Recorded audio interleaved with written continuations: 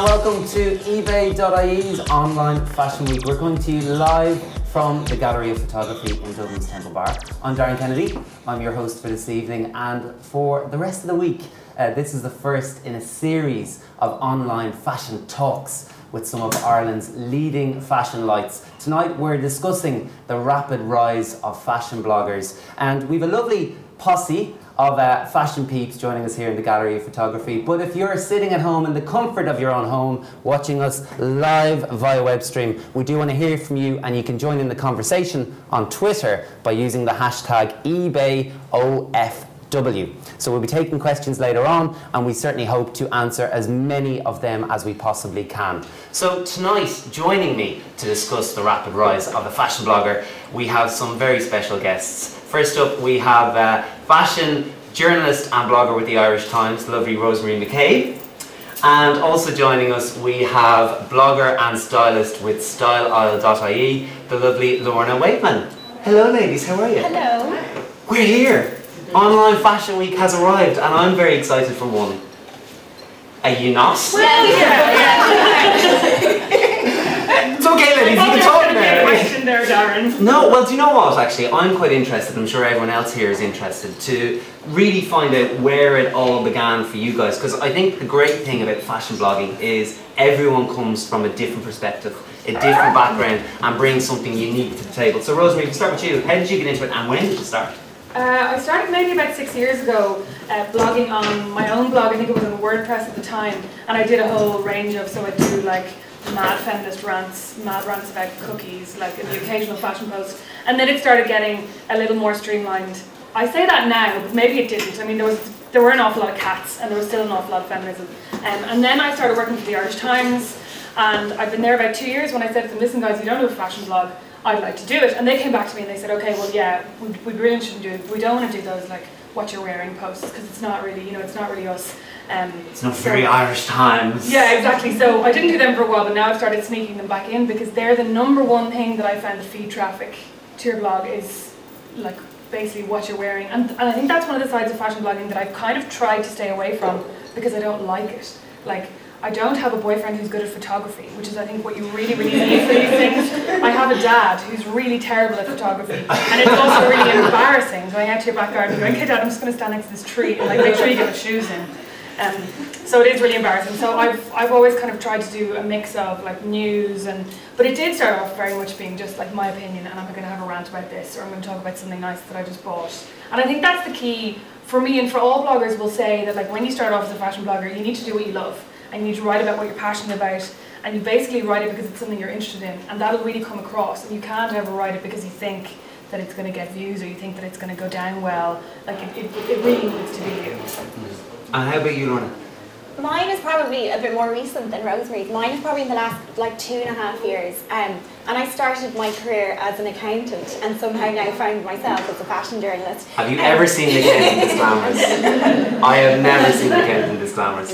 Yes, just me. I always had an interest in fashion, and when I was a teenager I used to model quite a lot, but the interest kind of never went away. So it was something I always envisaged getting back into. So around maybe 3 years ago I decided, you know what, I'm going to try this blogging thing and see, you know, where it goes. So I bought a book which was literally web development for dummies, and I read it cover to cover. You know those yellow books? Yes. Yeah, I actually read every page. And I learned how to code websites, and I taught myself how to do it. So I started with a really basic website that I built myself from start to scratch. From start to finish, like from scratch. And from there, it just kind of evolved, really. I can't really say that there was a definite path, or I knew exactly what I wanted to get out of blogging, but I had delusions of grandeur because I thought I would be like the Irish version of Vogue.com. I still haven't got there yet. I will get there. But there still isn't one. No, so there it still could be isn't you. one. It could be me. Yeah. Thanks, Rosemary. From then, I guess I started to play around with it and find different blogging platforms. So I ended up now on WordPress.org, which I love as a blog. And I mean, I didn't really know how to express what I wanted to say, so it was a real learning curve. I had no specific opinion on fashion, I just wanted to talk about it. And you're still working as an accountant? No. That's what we all want to know, isn't it? Can you do both? I'm still chartered. I still pay my subscription. Of course. Yeah. Well, I mean, do you know what? That's the thing about fashion blogging is it really influences how we spend our time online, and it certainly influences how we spend our money. And I think that's the really great thing about eBay.ie, because for the first time this year, they actually enlisted the help of 3 bloggers to style and star in the My Mix campaign, which is a massive leap. And obviously eBay is synonymous with both fashion and online, so it was obviously a marriage made in heaven. For you guys, do you look at your blog as a sideline, or is it something that you're channeling as a career? I definitely am channeling it as a career. And I think I had, a few years ago, I had a work plan. I didn't know what I wanted my blog to be, and I still don't, I'm still trying to define what that is, but I knew I was on one career, I wanted to do something else. So yeah, it was very much a career choice for me that evolved into different things. And so I guess that when you're sitting there and you're writing your blog and you think, yeah, okay, well, how am I going to do this? So for me, I decided to open up the golden pages, and I went to the PR Institute of Ireland's website, and I wrote down every PR email address I could possibly find, and I wrote a press release and I sent it to them, and I said, right, here's what I'm about, this is what I'm going to do, please, have a read of my blog, if there's anything, of interest, please send it to me. And it started from there. That was the spiral. I'm totally going to do that, because somebody would be taking notes for me. I'm going to email them all the press release about myself. This is what I'm doing, this is great. Mine on the other hand, though, is definitely a sideline. And I don't know if anybody knows, top secret, the Irish Times is not making any money. So irishtimes.com isn't making any money, and therefore, I'm not making very much money from it. So for me, it definitely, within the Irish Times, it's been a sideline and a way of getting my name out there and a way of doing different things. And but it is a platform. Yeah, exactly. And it's definitely, I think there are very few bloggers who would tell you, unless they're lying, that their blog isn't about getting themselves out there and furthering their brand, which is a horrible kind of phrase. It's that horrible kind of marketing speak. I'm trying to further my brand. But do you think everyone can have a brand? I mean, there's so many bloggers, there's so many people doing it, which is fantastic.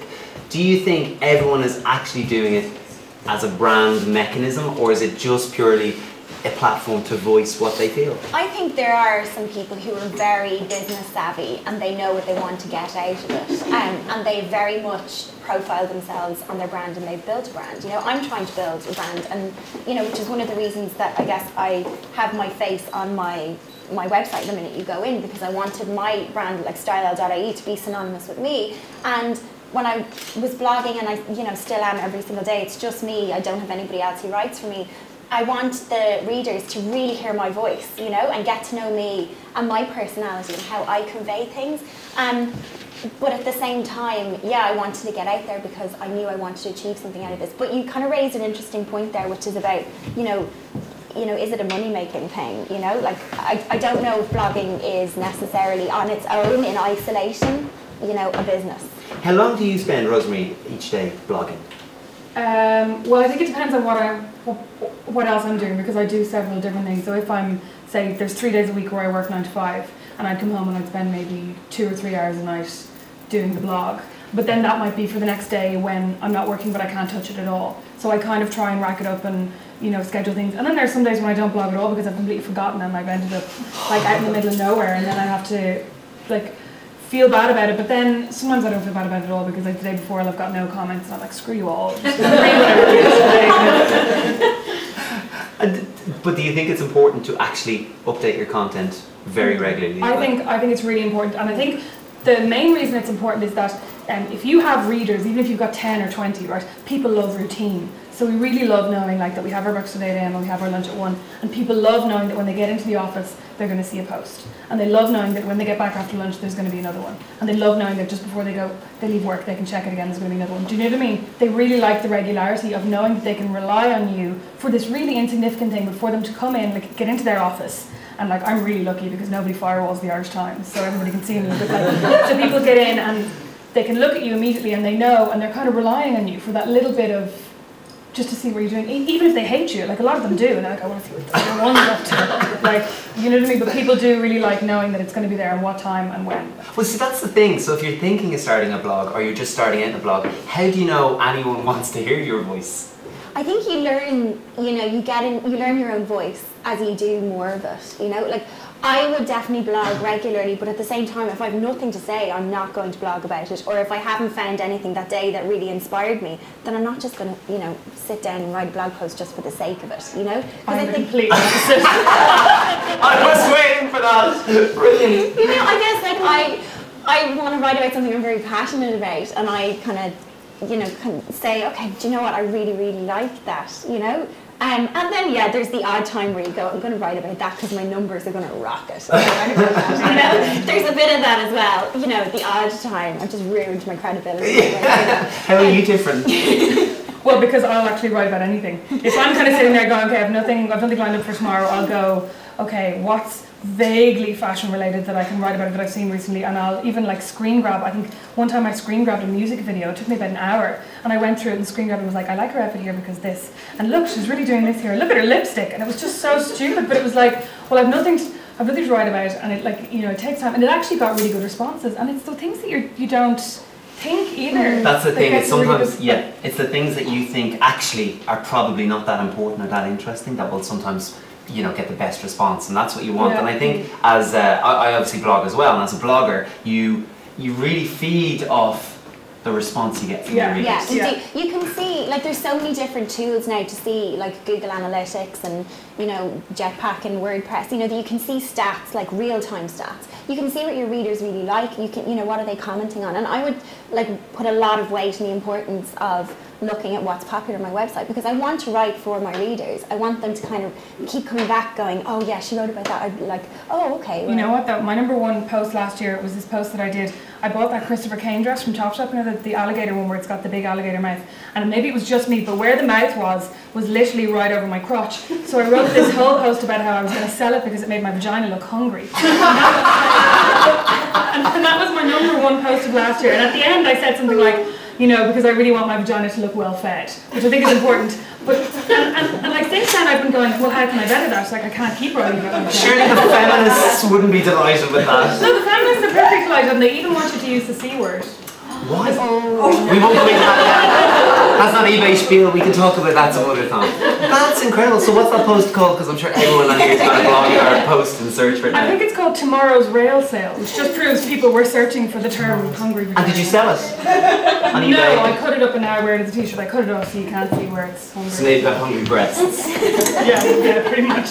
But that's okay. Either way, it's a win-win, I think, in some worlds. How important is fashion blogging to, you know, the actual fashion industry?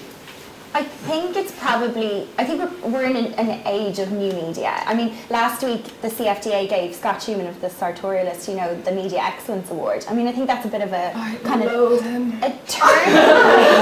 I met him for the first time on Friday. He's very excited. He's tiny. Yeah. I know. I think he looks like he kind of went off in the army and got the bottom of his legs cut off. I don't know why we expected him to be tall. I think it's photographer perspective looking. He's really stocky. Yeah, he is. Yeah. He just looks really weird. It's not great photographer. His pictures are great. I like him. I have his book, and I actually use it for styling. I'll go through it if I want to, you know, put together something. I'll actually tab the book and go through it for different look ideas, and the same with like Face Hunter. But yeah, just like I think we're with giving like a huge kind of institution like CFDA to recognise, you know, a blogger, probably the world's most famous blogger at the moment, and give them a Media Excellence Award. I think is a real turning point in how blogging is perceived now as a form of media, and I don't think it'll ever take over from print. I think they balance each other out quite a lot. I think the print magazines like suddenly realise, oh God, we need a blog, you know, and they've all kind of started up their own little, you know, online, you know, like style.com, and there's loads of different branches, so they know that. I think fashion is multifaceted in terms of what it is, you know. Yeah. And obviously, like, I mean, Rosemary, sorry, you can chime in there. No, I was just going to say that I think the print versus blogging debate is kind of reductive. We'll come to that a little bit later. But that I think that blogging is really important. As Stay it's on got point, to, Rosemary. Okay, I'm staying on point. As it's got to kind of that designers and big fashion houses are recognising that ordinary people out there have now got the power to kind of make or break them. Like you can really have your brand damaged by a blogger who might be really famous, and these bloggers are literally like 0.2% of the world's bloggers, and it's not that every blogger is going to have a huge effect, but there are bloggers blogging about like there's a whole thing about Urban Outfitters ripping off some designer, and that got huge. Or Topshop as well copied some British, I think it was a British jewellery maker, they copied her rings, and it got blown up on a blog. Allegedly, Yeah. we don't know if that's been confirmed. Well, no, Topshop did acknowledge it, and they withdrew the rings from production, but because of blogging. So it has become so important and so huge and just so everywhere. How about in the Irish context? Because I think oftentimes, as far as fashion goes, we can get lost in, the world of Vogue and fashion, and, we've the sartorialist and all these people who are, big, massive people on a global scale. Bring it right back to home turf. How influential are Irish fashion bloggers? I don't think hugely. In the Irish context? In the Irish context, no. I don't think so. I think we have a long way to go. I mean, I think brands are really making great strides in kind of recognising bloggers and putting on blog-specific things and kind of going, okay, we're going to really address this to the online media. But I don't think in terms of what they get as a return, I don't think brands really think it's important. I think in Ireland it's kind of going, oh, we need to not ignore the bloggers, but they don't matter to us because we're still looking for the print media. Do you know what I mean? Like they're still going, where are our pages in the Saturday magazine? Where are our pages in the Sunday magazine? They don't care that even, like Ireland's #1 blogger has written a post saying that they're amazing. They're kind of going, oh, whatever. See, I've had a very different experience. It's quite interesting. Oh, really? No, I think really, actually, I think blogs are actually quite well respected in Ireland, because I think as well, it's a smaller market. And there's less fashion bloggers, but also, it's a niche market. So if someone like yourself writes a very complimentary blog about a certain brand, that can actually trickle into sales. And even at that sales of 5 frocks that you wrote about, or whatever it is, every sale counts. So actually, I think it's easy to underestimate. Yeah, the only thing is, I don't think that any brand, correct me if I'm wrong, has done a really in-depth study on how blogs have affected their sales and their revenue. This is the accountant in me talking now. And there is a direct correlation between the two.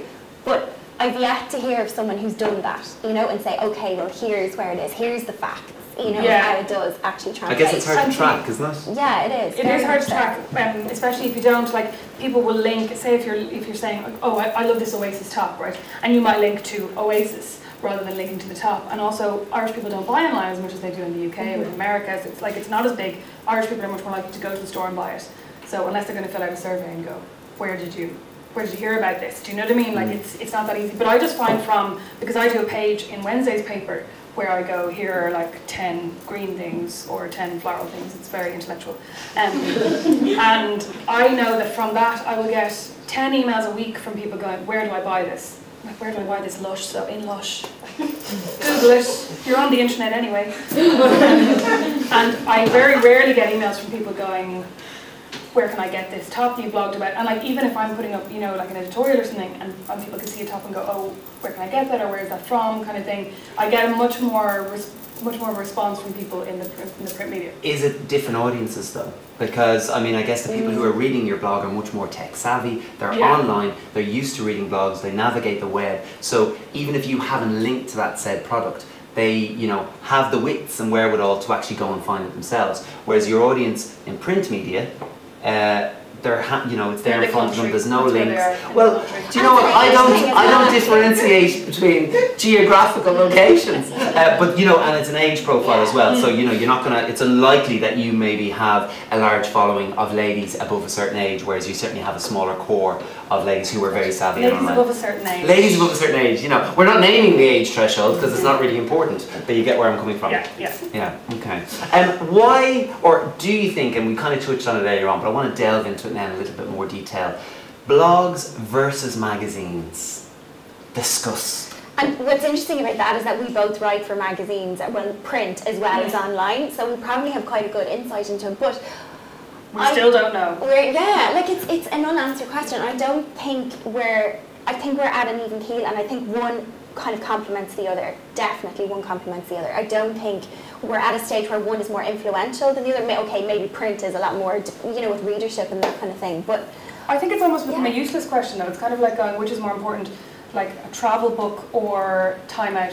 You know what I mean? Like Time Out magazine. It's going, well, they're different things and they serve different functions. And magazines, I think when you read magazines, you're looking at it going, you know what, I want to know what these people who have a certain authority, they have a background in fashion, think about this. And when you read blogs, you go, I want to know what this girl, who all of her outfits I like, and like everything, I like everything she likes. So it's almost like you're looking at things through a prism, through a very specifically curated thing that you're going, these are exactly the kind of things that this person likes. And so you're looking at it from their very specific point of view. It's not as broad, it's not as objective. It's personal. It's But- very personal. So why do so many publications actually, create their own blogs? I mean, obviously the Irish Times being a prime example. I think they're scared. Like, they are scared a little bit because they're kind of seeing, oh God, there's this 16-year-old girl in like Wisconsin and everyone like loves her, and you all know what I'm talking about. And she has this massive reach, and her numbers are way bigger than our readership, so we need to do something about that. And I think that was the turning point really for print and how it started to kind of merge into the online space.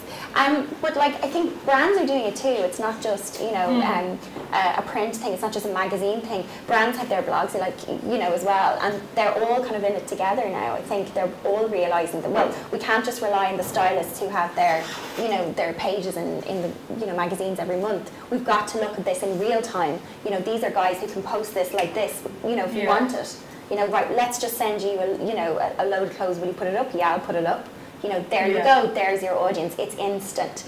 Magazine is a little bit more delayed, gratification of a brand and of an editorial. People don't want to wait as much anymore for reports, like for show reports and stuff. If you're going, even Grazia magazine, if it comes out with its show reports, it's a week after the shows. So at grazia.co.uk you can see what they think of them on the day that they actually happen. It's still their journalists.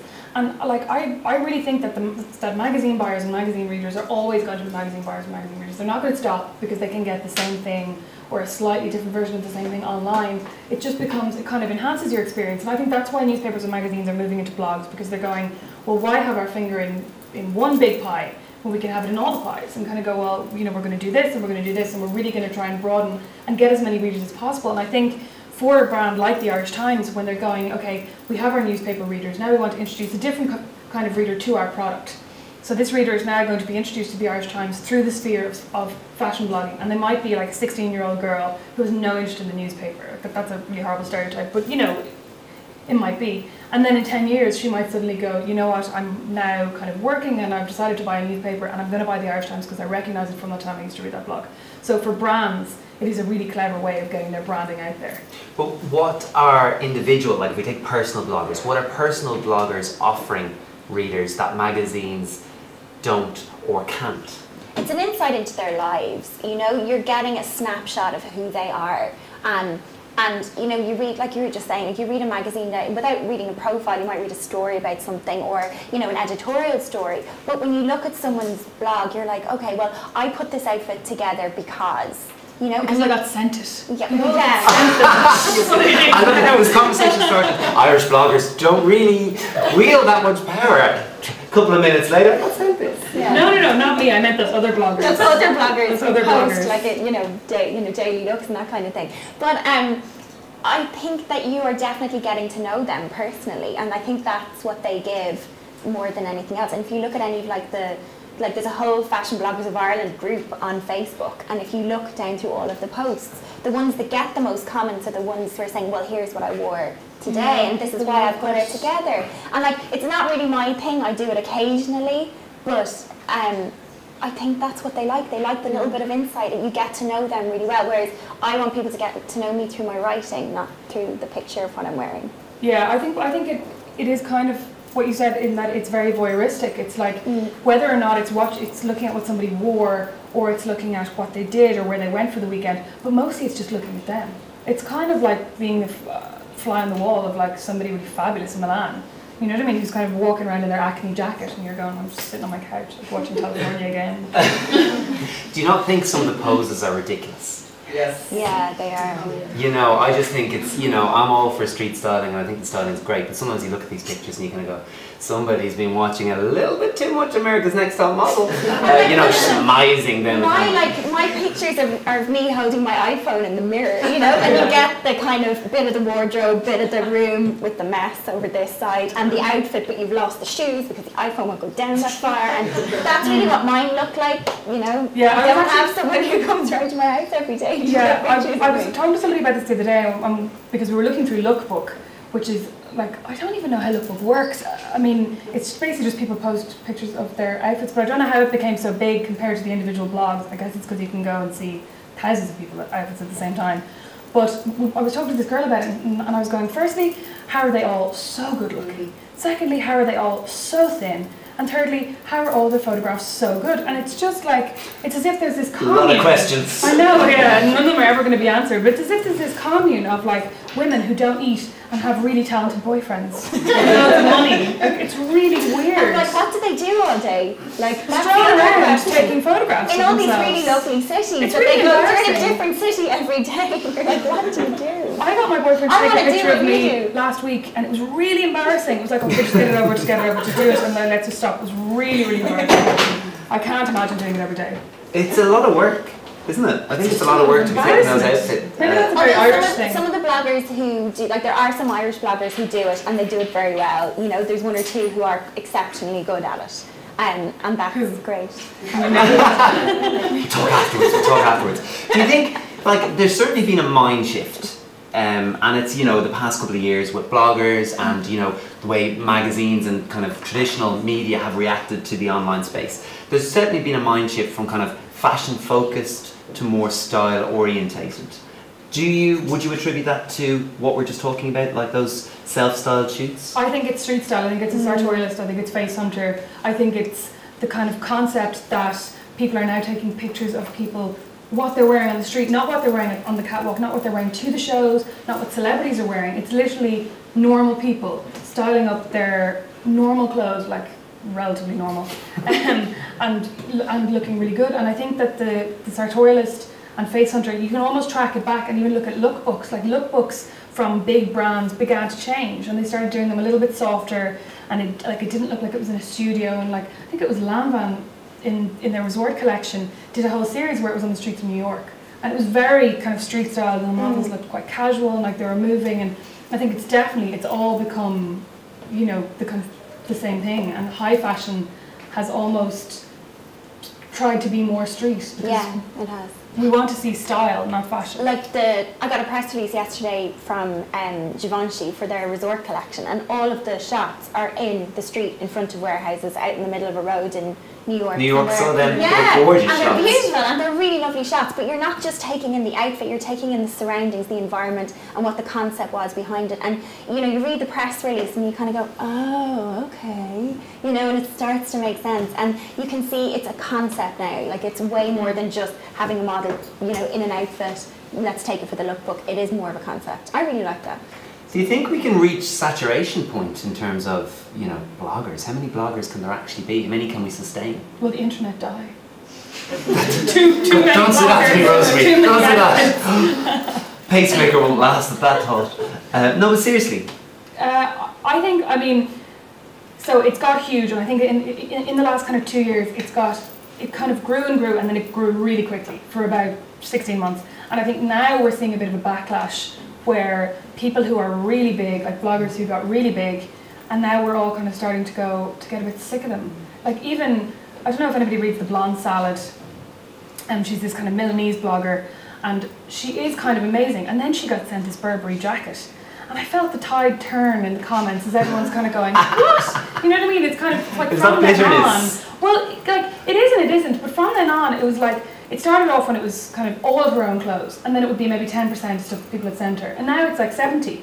And you're going, well, nobody wants to see that anymore. So I think the tide is turning in a sense that we're kind of reaching saturation point with bloggers who are doing it for the money, and who are doing it, not even doing it for the money, because I appreciate that bloggers can get paid for things, but are doing things that they wouldn't have done otherwise, or wearing things they wouldn't have done because they got sent them, and people are kind of selling out. And I think that we're going to reach a point where everything's going to even out a little bit. Like I wonder if it's some kind of blogging bubble, like the property bubble with blogs. That's another great quote from tonight. The blogging bubble. Yeah, I hope But nobody's it's the watching same this. as any Then the Irish Times journalist said that really intelligent thing. It's the same as any journalist, or any journalist will probably tell you. It's the same as any industry. Industries plateau, like they stagnate and then they decline and then they get popular again. You know, that's what we're going through. I mean, like if you look at social networks, like, you know, like whatever, 5 years ago we thought Bebo was the greatest thing ever, you know. I still get emails from Bebo. That disappeared, you know. I still get emails telling me it's someone's birthday from Bebo. I got one today, in fact. Why? But it's like you know, we're going to go through, like, you know, periods where we're going to say, okay, yeah, this is the best thing, and then it's not going to be the cool thing anymore, and something else will take over. But it's all cyclical. Like, fashion itself is cyclical. You know, don't throw away anything; it'll all come back in fashion. You know, I think it's the same. It's the nature of the beast. I think it will go through, you know, we're at a peak definitely now, but I think it's definitely going to... What's next? I don't know. We better figure that out, shouldn't we? Quick, you want to be quick on that one. But we kind of touched on it there when you said like sponsored posts and advertising on blogs, and you know how people actually feel when they go onto a blog. They've seen, you know, this, like that blonde salad, was it? Mm-hmm. You know, where someone's wearing all their own clothes that they've chosen and bought themselves, and then there's a slight shift. Does that upset you to see someone advertising on a blog?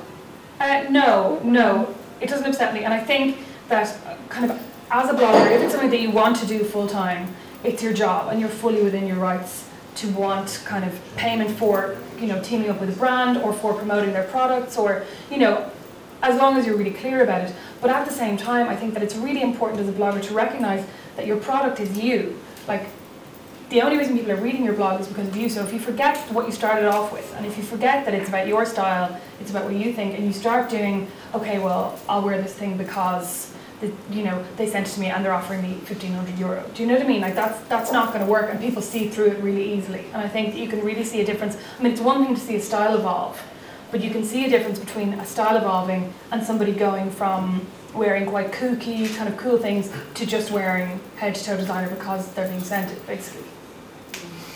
Are they not allowed to evolve in that way? They are. I think you have to be very, like, passionate about what it is that you're writing about, and like for that, it'll always come back to that for me. You've always got to like what you write about. You know, I think there's definitely bloggers there who get sent stuff, or, you know, they get paid, you know, considerable amount of money to write about something, and you can tell the difference between the one that has been paid for and the one that's not paid for, and not just through the pictures, through the writing style, through the keywords, through the links, everything. It becomes quite apparent. I think it's okay to get sent something, you know, and to write about it, but you've got to make sure you really like it, because the readers will see through you, and then you lose that connection with them. I think that's really important. It's all about engagement at the end of the day. I love how there's been a lot of talk over the past couple of years about the democratisation of fashion. I love that phrase. And just, you know, how there's been a shift. It's definitely a paradigm shift in, you know, bloggers and the power and their voice versus the likes of Vogue and so on. I mean, do you buy into it? Has there been a shift? I think there are two arguments. I think there's definitely been a shift in terms of we're now looking at normal people. But if you look at it, if I were to write a feminist post about it, I would say the fashion is still owned by really good-looking thin women. Like, this is the face of good eBay fashion. use normal women. There you go. eBay uses thin, good-looking bloggers who also happen to be normal women. But, you know, I think that fashion is there's still definitely an elitism when it comes to fashion within looks. Like, it's about aesthetics, and whether or not fashion is being kind of represented by somebody who is normal, you know, who has a normal job, who has a normal life, and just doesn't happen to be a model. If she looks like a model, what's the difference? Okay, looks are one thing, and, you know, obviously we can't decide how people look, right? That's nothing to do with us. However, where we take our influence from and what influences fashion, as opposed to everything, there was a time where everything trickled down. You know, Vogue said it, and then that was it. Whereas now it's a bit of a two-way street. Do you not think? That it trickles up. Yeah, they take influence from blogs as well. Well, you're assuming the blogs are on the bottom. I'm looking at it as a parallel, and they're going left to right. I still think it's a little bit traditional. I think, like, from going to London Fashion Week and, you know, different events, like, I've seen Anna Wintour up close, and same with Kareem Reichfeld at the time and Emmanuel Elt, and people are still like, oh my God, you know, they're the queens, you know, they're the people who I grew up reading, you know, and listening to and taking their opinions, and I still do, you know, and I think, yeah, we can influence, bloggers can be influenced on them to some respect, but at the end of the day, you know, Anna Wintour doesn't give a shit she what doesn't. we're saying. She's not. If she did, she'd change that bob. Oh, just put that in there. Anna, if you're watching, live streaming, as you know, yeah, eBay and us gang think we should. Time for change. At the same day, she's the most powerful woman in fashion, and she will continue to be, you know, until she keels over, whenever. She'll never give up that job, you know, as much as people will try and dislodge her. But the only thing I will say is I think someone like Corinne Reutfeld's going to change things a little bit with her new magazine, you know, and we might see a little bit of a, you know, shift. But then magazines have changed as well. Like we take like Dazed and Confused, Love magazine, you know, those kind of things. Like they're really edgy and they're more like a print version of a blog, I think, than, you know, an editorial magazine. Have you seen Company magazine recently? Yeah. It's basically tried to turn itself into a blog, and it's all about blogging, it's all about people online. It's like, here's this blogger wearing this trend, here's this blogger wearing this trend, and I really don't like it. And I really like fashion blogs, and I really like magazines, but I feel like they're two different things, and they're getting all mixed up, so I find it really weird. I actually quite like it. I think, you know, I get my Vogue and I read, and there's, you know, a little bit more insightful things in it. Then you get to Company, and it's like, okay, it's kind of a relaxed kind of way of reading, but you're reading about people too, and I quite like that. So it's two different things, you know, 2 or 3 different ways of writing or publishing a magazine in fashion. It's about different things, and I think they each complement each other quite nicely, and if you read all of them, they give you a nice balance of fashionable education. Have you ever read Vogue out loud? You literally cannot do it without putting on the poshest accent. It's like Anna was frolicking in her garden. It's so ridiculous. Do you read it out loud? Yes, I read it out loud all the time. I call my sister, I read it out loud down the phone to her in New York. That is brilliant. That is genius. Can I be there next time? Yeah. We're going to live stream that as well. Rosemary Mc Cabe reading Vogue out loud. Right, I think it's time for some questions. And we're going to throw it open to the floor. So has anyone got a question they'd like to ask? Oh, I love it. Hi. Hi. Tara. Hi, Tara. Quick question, just in terms of celebrities crossing over into fashion and their posts and their blogs, like Olivia Palermo and Gwyneth Paltrow to a degree as well. How do you guys rate them, or on your radar? Or? Before you answer, guys, I'm just going to repeat the question for our viewers watching via live stream. So, celebrities in fashion, and how do we rate the likes of Olivia Palermo and Gwyneth Paltrow and their crossover into fashion and their influence? I think once they know what they're doing, I think it's fine. But for the most part, some of them don't. Like Olivia Palermo, I think, has a great sense of style. She's a great individual sense of style. She conveys it very well. I interviewed her last year at London Fashion Week, and even to speak, you know, she's very articulate in fashion and she knows design. So I think she's a very, very good example, whereas Cheryl Cole, not so much, you know, maybe. But just throw. Olivia Palermo doesn't write her blog, which I think is really important. So with Olivia Palermo, it's just an example of her going, you know what, I'm going to leverage my brand. And she realises that, like Alexa Chung, she's an it girl in fashion, and she'll only be an it girl in fashion for a couple of years because she's not a designer, she's not a writer. She's a TV presenter, and when her looks fade, she's going to be gone. So she's trying to make as much money as possible and being very, very clever about it by putting this OliviaPalermo.com, and she writes 1 in every 10 posts, and they're about 3 lines long, and they say, here's what I wore to the polo, and that's it. Like, so while her blog is interesting, and some of the posts are very interesting, I think Gwyneth's is better because it seems more like, here's what I'm doing, and it seems more like she has a very strong voice and she's writing things about herself. But another example is Lauren Conrad, who's kind of in the Olivia Palermo style, that she doesn't write it herself. So she has a really great team of makeup artists and hairstylists doing this actually really great blog called beautydepartment.com, and that's really good. But again, it's just Lauren Conrad's name and Olivia Palermo's name, so I don't really feel so like... they've been doing it for a long time, so I guess, I mean, it's okay if they're branding a shampoo, why not brand the blog? That's There's some really good ones, like I follow, there's a model called Lydia Hurst, and she's got a really good Tumblr about stuff that she does, and she's a really good way of kind of conveying what she does. And like, yeah, she's a model, she's very involved in fashion, but she's just got a very elegant way of conveying it. I think she's a really good person to kind of follow and kind of take inspiration from. Okay, we've also got some questions coming in on Twitter using the hashtag eBay.OFW. So we've one here from Burn the Blonde. Burn the Blonde, I lost it. Oh yeah, what do you think about blogs that are a mix of topics? Fashion, beauty, travel, etc. Should bloggers concentrate on one topic? I actually quite like a mix, but I think it depends. I mean, it depends on your readers. Some people only want to read fashion blogs. And for other people, they'll go, you know what, I am multifaceted, we all are, so I think it's perfectly fine. The only thing that I'd say is that you're giving yourself a lot of work. If you decide to start a blog and do fashion and travel, with press releases alone, like you'd spend your whole day going through them, going like what's actually relevant and what isn't. So, I mean, but if you have these 5 things that you're equally passionate about, I don't see any reason why you shouldn't blog about them. And I think they do work sometimes. I mean, Gwyneth's blog, to go back to that example, is several things. It's food, and it's fashion, and it's travel, and it's childcare, and then it's random stuff that I don't read. Right. I like Gwyneth. I think she's kind of like her just because she's doing her own thing. I like her too. I saw her cycling the other day with a helmet on. Oh, there you go. Nice. I should follow her cue. Right, we have another question from Lorna McKenna, who asks, what are the top 3 tips for bloggers starting off for the first time? I would say come up with a name you really like and you think is going to sit well with, and it's quite original as well. So think about your name because that is what people are going to remember. Also, I would say don't try and write like somebody else or compare yourself to other bloggers. Just develop your own style, and that'll come with time, and with writing practice and things like that. And thirdly, there was 3, right? I would say, experiment with different platforms, like we just touched on the kind of technology side of it until you find something that really is easy for you to use and has a theme that you like as well, because obviously appearance for a blog is really important too, and functionality as well. So those would be my 3 anyway. Rosemary, you agree? I would say, as well as them, let's do 6. I would say take really good photos, because photos, you can write a really great post, and if you don't have pictures, people aren't going to read it because they like kind of having good photos to break things up. Is that not assuming we're talking about outfit posts? No, I'm talking about if you're writing about a nail varnish you really like, if you're writing about a cleanser, if you're writing about a top you saw, if you're writing about a new shop you saw, if you're writing about a stylish dog, just kind of take photos. Take them on your phone. There are some really good phones now that take great photos, like as long as it's not pitch black.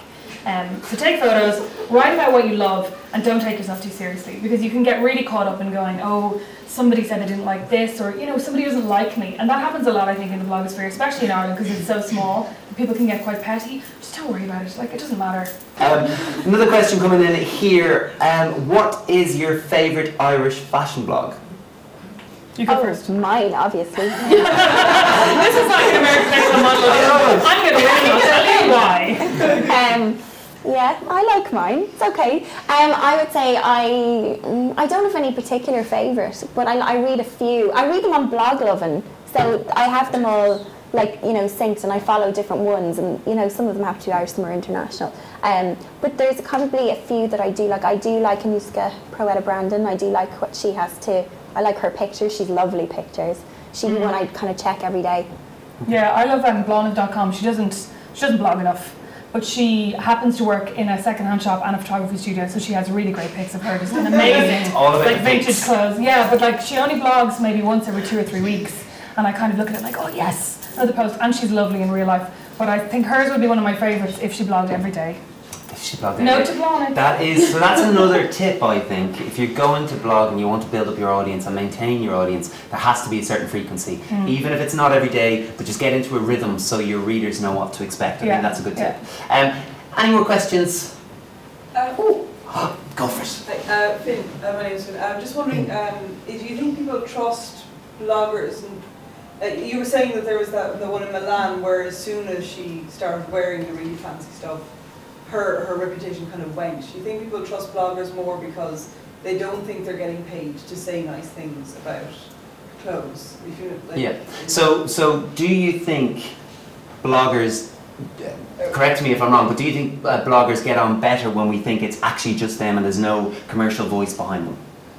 Yeah, well, I think that's why people read blogs in the first place, because you're going, here's a person giving their point of view with no hidden agenda whatsoever. And I think what is really important is that if a blogger starts to get sponsorship and starts to get branding and starts to get ads, that they maintain that voice and they don't take ads. Like, I know, for example, Beaut.ie have talked several times about how they won't take ads that are for slimming pills or for diet products. And I think that's really great. And they've never written about anything, even though I'm sure that they've been offered money to do so. And with blogs like that, where you know that they have a little bit of, that they kind of have something that they're principled on, I think that's really important. I think that's great for a reader to be able to go, you know what, I know this person is never going to sell out in something that they don't actually believe in or that they don't want to endorse. And I think that is important, and that's something that bloggers should try to maintain as much as possible. I think it's okay to take, to have, sponsored posts and to have advertising, as long as it stays aligned with what you want your blog to be. Okay, great. Another question coming in on Twitter by Classic Colour.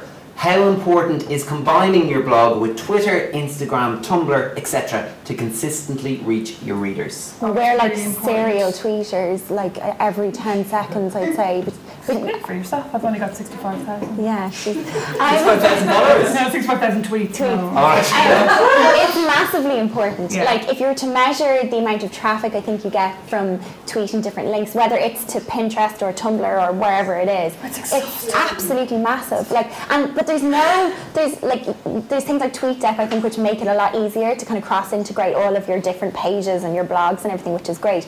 But at the same time, there's flaws in it. It doesn't always work. You know, there's you can never sleep, basically. No, like, and I'm just addicted to it. It's probably become the most antisocial social tool ever, because you know, the minute something happens, you're like, oh, I have to tweet about that. Twitter? Yeah. Yeah. I mean, I think it is really important. Facebook and Twitter. I mean, if you can get on as many platforms as possible. Pinterest, if you can add a pin it button to your blog, like Pinterest is massive. It's proving to be one of the biggest sales drivers among women, I think, aged 20 to 45 or something in the world at the moment online. It's huge. Like Facebook is obviously massive, Twitter is massive, and it's great as well with Twitter because people can start a conversation around it, and it's the same kind of thing with Facebook. You can post something up and people will often respond much more frequently and much more animatedly on Twitter or Facebook because it's easier than they will actually going into your comment form. So yeah, I mean, it is a bit really annoying though, isn't it? It's really annoying. You know, and that's what people are doing. That's the world we live in. I feel like copying and pasting it and like faking it. You know what I mean? Taking their tweet and putting it on my blog, like, look, someone commented. Right, we actually have another question that ties in with that last one from Colin Bizzle. He's got a picture of Jezzy J as his profile. It's quite nice. Do you think Twitter is a good substitute for blogging? I don't think it's a substitute. I think it's a complement. Like it complements blogging very much so. Through, you know, what the message you're trying to convey, not only about your post, your blog, but just about stuff you do. Like, you know, you might find things during the day and you go, oh, that's really nice, but I can't write a whole blog post on it, so I'll tweet about it. So one kind of goes hand in hand. I don't think they're substitutes. Yeah, I think that's speaking very specifically about fashion blogging. Yes, I think that Twitter has maybe substituted for other forms of blogging. Well, news, but also people's kind of ranty or observational blogs. You know, when you'd have blogs that you read because the writing is really good and people are writing about what's happened them day to day. Annie Atkins is a Dublin-based photographer who used to do a blog where she'd put up photographs and write about things. And she doesn't really blog anymore because she tweets all the time. And her tweets are really hilarious and really these kind of really short observations about people she sees or something she's doing or her housemate. And it has become a substitute for her blog. You know what I mean? Without the photographs, but it's great. Another question from the room? Yeah, my name's Annie. I was wondering what your thoughts are about like original content versus just like pinning, retweeting, reblogging, things that inspire you, and like, do you think it's sort of okay to call yourself a blogger if you're kind of just resharing stuff? Okay, so thoughts on original content blogging versus reblogging, retweeting, and so on. I think there are a lot of fashion blogs that are really big that post, like I think it's Fashion Canvas or one of those that post pictures of editorials, or Fashion Copious, Fashion Gone Rogue, and they do these things. They put up editorials, they put up new model shots, and they're really big. I think you can definitely call yourself a blogger because you're curating something. Like, you're not putting up every editorial, you're putting up things from your very specific vantage point, and I think it can be interesting. It can also be tiring, and I can imagine it can be a little bit boring for you, like as a creative outlet. I think it's quite limiting. So it wouldn't necessarily be my favourite type of blogging, but there's definitely an audience for it, and I think it can be very interesting. And I mean, Fashion Gone Rogue and Fashion Copious, they're probably the two main sources that I look to for inspiration when I'm blogging about current trends or current editorials, or I'm just looking for something to go, wow, and I'm having one of those days and I'm like, everything is rubbish. So. Never. Okay, we'll go back to Twitter again for another question. Colin is back on. What's the strangest blog you've encountered? It's probably your own, is it? I don't know. I don't think I have any that I've blogs that stand out for good reasons, not really for strange reasons. There's one by this Australian comedian advertising guy who puts up email exchanges, and the first time I read it I thought it was real, and he has this one with his receptionist, and she comes in and she goes, my cat's gone missing, can you make me a poster? And he's a graphic designer, and he goes, yeah, I'm going to make you a poster, I'm in the middle of doing this ad. And she goes, no, look, I'm really upset, my cat's gone missing. And there's this really long email exchange when he makes her this poster like that's really arty, and it's like, Missy, last scene here, and the cat's tiny, and she comes back and she goes, look, I just want a poster that says Lost. And then he comes back and he's redone the Lost poster with this tiny cat in the background. And like, it's really, really funny. But I suppose that's one of the most bizarre blogs that I've gone, how did you come up with this? It's hilarious. Like, the whole thing is so funny. but it's also bizarre because it's not like I just can't imagine sitting down and going, you know what I'm going to do? I'm going to make up emails and they're going to be hilarious. There's room for everybody in the blog sphere, it seems. More questions, gentlemen there. Okay, hi, I'm Marshall, and there's a question. We were talking earlier on about how the blog take over the fashion world as like sartorialista, face hunter, or fashionista.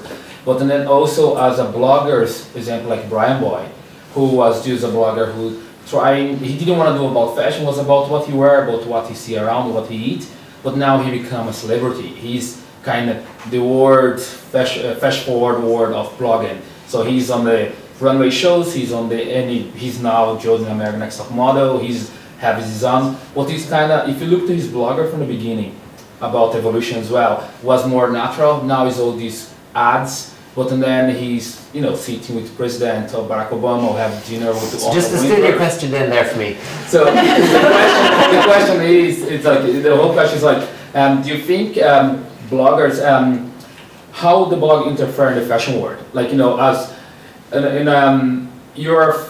do you believe people would change the way you see, because a blogger is like all these bloggers we're seeing now, putting the words there. Or they are still become still okay. We still back to our point of view. So I think what the question is: as bloggers become more famous and more well known, do you think they lose the kind of essence that made them popular in the first place, or can they still be the same person? Yeah, I mean that's a personal thing. Really, if you want to, change and take things that, people, obviously Brian Boy is probably the most extreme example because of all the opportunities that have come his way to do things. But at the same time, his blog still has the things he always used to shoot in some ways. So I think he really has stayed true to who he was. And yeah, he's, got rocketed to a whole new level now. But I think he's influencing in a good way, but he still is at his roots. He knows exactly what he wants to get out of his photographs, and they haven't really changed. His style is still very consistent with what it was when it first started, I think. So his core attraction is still absolutely there. I think that there's probably a much bigger question that can you be friends with Anna Wintour and stay the same? Probably not. I think when people get to a certain level of fame, I don't think it's about blogging, I think it's about fame. And when people get famous, you change, and not because... Do you, Rosemary? Yeah, it's happened tough to me, there? it's really hard. No, but I think people do change because obviously you're suddenly being watched, everybody knows who you are, you're a personality, you're not yourself anymore. So I think it is a bigger question about when people get into the public eye, how much of your personality is then kind of constructed by your awareness of people being aware of you. Yeah, it's a personal thing, I guess. We'll take another question on Twitter. Classic _colour has asked, who do you think Ireland's most successful blogger is, other than you two? Well, I don't think it's either of us two. No. Sorry. I think it depends how you judge success. Yeah, absolutely. It depends on what everyone will have a different answer to that question, I think, because people read blogs for different reasons. So, I've got my favourites for my reasons, but you might have different favourites, or you might think that someone's the most successful for different things. But I suppose, if you're thinking about it, who makes money, if you're talking about it in a very kind of commercial sense, you're going, who makes money? Well, Anushka gets sent a lot of stuff, and I would imagine that she has some good ads on her blog, she has a really big presence on Lookbook, commercially she's important, I would say. So I'd say she's one of the most successful, but then you've managed to give up your job, so that's a huge success for you. So you're one of the most successful. And then there are people, Laura Whiston, for example, who isn't a hugely frequent blogger. She might blog kind of twice a week, but she seems to do a lot of sidelines from her blog. And she's a massive following as well. Yeah, so she has millions of hits, and I guess people I like reading her things. She's got a very, very nice way of describing what she's wearing and why she likes it. And even though she goes to a press day, she still has a lovely way of depicting what was there. Okay. And it's a nice reading style. So yeah, I think it just depends on what you like reading. It really pisses me off the way she tries everything on. She's obviously a size 8, and I'm going in going, well, I'll just try on the scarf. Thanks. It's really annoying. And she's going, so I tried on this dress by Lambman, and I'm at home getting really annoyed. I think we've time for one last question. We'll take it from the room. Here's someone who hasn't asked a question yet. Yourself, yeah. Hi, Francis there. Hi, Francis. Hi. What's your opinion on bloggers taking to the next level? Style scrapbook, for example, collaborating with Kipling on making making a bag, and Style by Cling collaborating with H&M and Guess. What's your opinion on Okay, so what do we think about bloggers collaborating with big fashion brands, Kipling, etc.? And eBay, of course, have collaborated with some bloggers at the moment for their my mixed collection. Yes. Very quickly, 10 seconds each. I think it's great. I think that Style Scrapbook did a really clever thing and went, you know what, I'm always carrying my camera, so I'm going to collaborate with somebody who does camera bags. And Elin Kling as well, with the H&M collection, was just going, she had a very specific Swedish aesthetic, and H&M, a Swedish brand, came to her and said, let's do something together. So I think if it works for you, it works for the brand, and it worked for their readers, which is the most important thing. So I thought they were really clever collaborations. Yeah, like I quite liked Liberty London Girl and Hunter. She did quite some nice things with them. Now, she didn't necessarily design, but she styled some stuff, and I quite liked that. I think it's a really good platform, and they can get a totally different opinion outside of an in-house design team and get new fresh ideas from people who interact with the fashion industry as a whole. So it's a positive thing, yes. We're saying overall. Yay. Okay, well, that's good. Guys, we are approaching the end of that hour, which was a fast-flying hour. I don't know about you. Thank you so much for watching and live streaming at home, and of course for everyone here. To my guests, Rosemary and Lorna, you've been fantastic. A little round of applause, I think. And we're going to be here all week, every evening this week at 7 p.m. You can join us here. Tomorrow night we're going to be talking the business of fashion with Andrea Byrne and Natalie B. Coleman. On Wednesday it's the editors. Anna Wintour can't be here, but we have Constance Harris of the Sunday Independent and Melanie Morris of Image Magazine. On Thursday we're talking styling with Stellar Magazine's Karina Gaffney and stylist Angela Scanlon. And on Friday we've got our fashion show. So eBay have given 4 young up-and-coming fashion stylists the chance to style their own fashion show. It's eBay's first fashion show to be streamed online in Europe. So it's a big deal, and it's great that we have it here in Ireland in Smock Alley Theatre. Tickets are available. Don't know if there's any left, but you can check it all out on the Style Hunter page. That's us. That's everything from me tonight, from these guys. We'll see you tomorrow at 7.